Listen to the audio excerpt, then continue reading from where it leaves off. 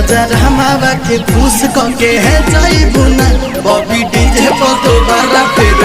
आइबू ना होई हैप्पिया के खुश कके है जाइबू ना बॉबी डीजे पर दोबारा फिर आइबू ना।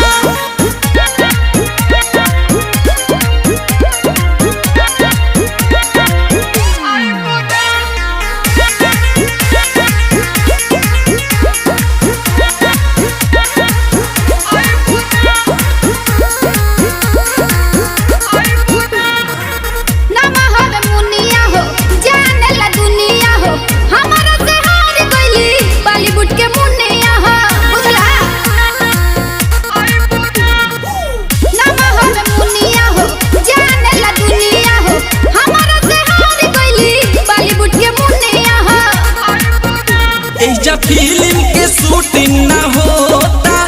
बोलो लूंगी खोली की लंगोटा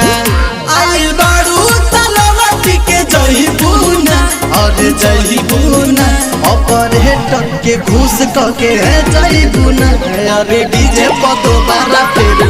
आइबू ना होई सिटुआ के घूस कके है जइबू ना हरे रामपुर दोबारा फिर आइबू ना।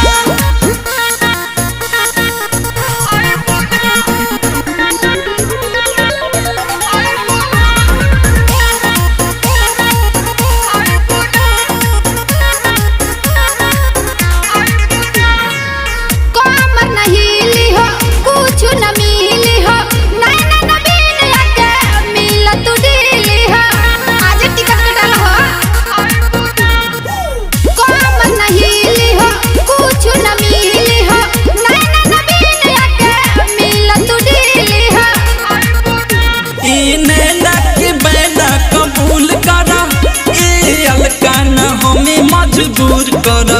हमर केहू से बात तू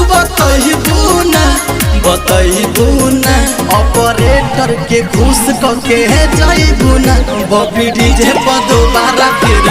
आइबू ना होई मिठुआ के घूस कके है जाइबू ना बॉबी डीजे पर दोबारा फिर